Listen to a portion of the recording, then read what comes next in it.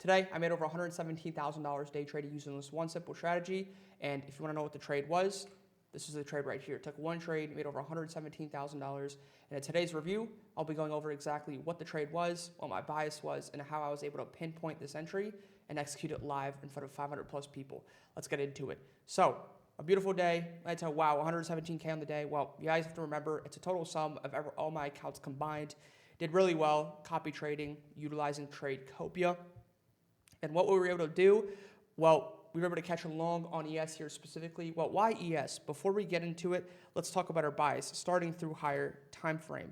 Looking at ES and NQ off higher time frame narrative coming into the open, we had seen price through Monday seek a large sell sequence, or prior to Monday, we had seen a large sell sequence, and also into Monday, we had seen this hourly low get swept, this hourly wick low, which was an area of significance that we ended up seeing price take out.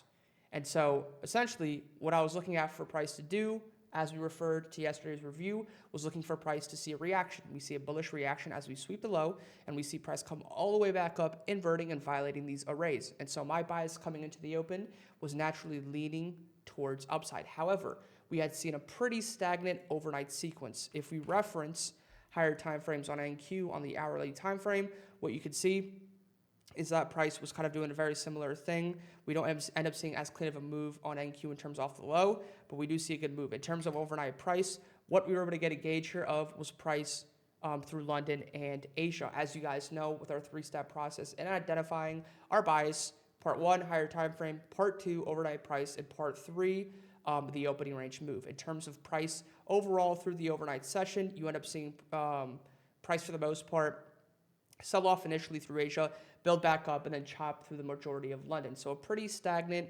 volatile, but rangy overnight session. We were trading near the highs on NQ kind of coming into the open.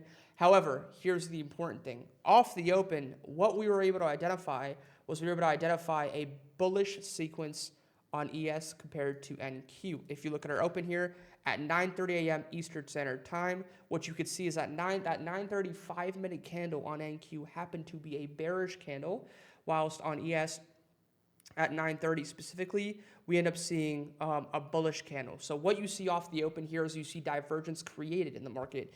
You see price on ES lead by creating bullish movement towards the upside, and then you see NQ be the weaker asset by creating movement towards the downside. Now, for me, kind of coming into the open, utilizing the opening range move, I was more neutral than anything, but if I had to lean towards one direction, obviously it would have been higher via the higher time frame markup. What I was looking now was I was looking for an area of interest where price was around to get a gauge off the opening range move. What I mean by that is through higher time frame, referencing the hourly, price was trading around this point in time.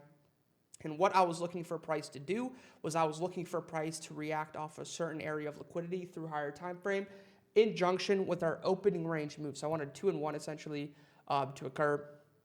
And you see that happen here. You see price come down, and we have an hourly BPR bounce price range. I've been almost in love with them the past week or so. I've been using them a lot for my entries and for my buys. You have a bullish, right, fair value gap, and you have a bearish fair value gap, which turned into a bullish inversion fair value gap.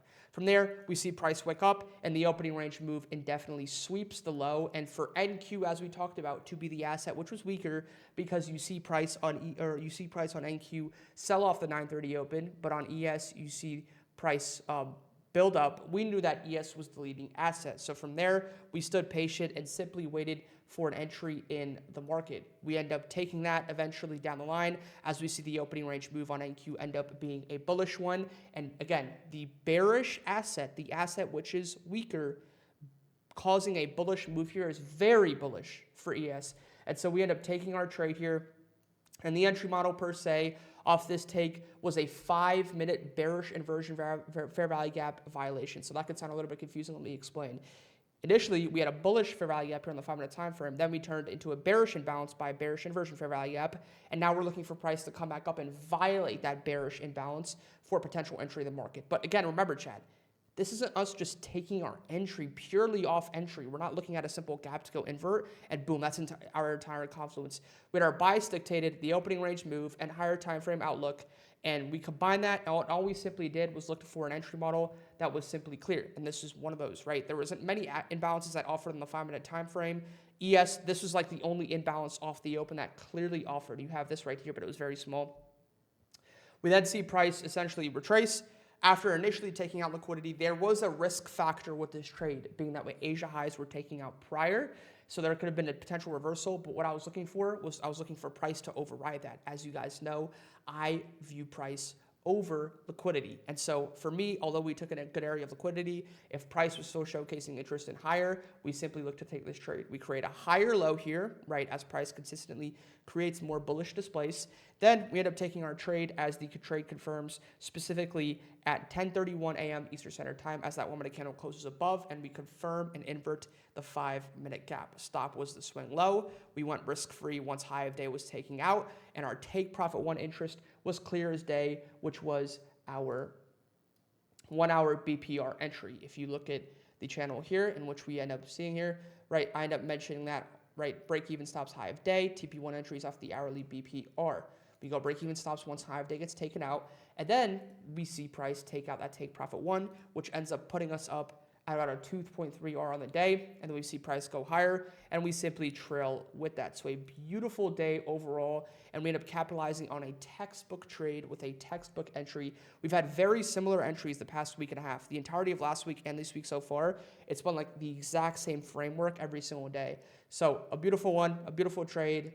That's pretty much it. Hopefully you guys enjoy the recap. We'll catch you guys in the next one, and I'll see you guys live on Discord tomorrow. Peace out.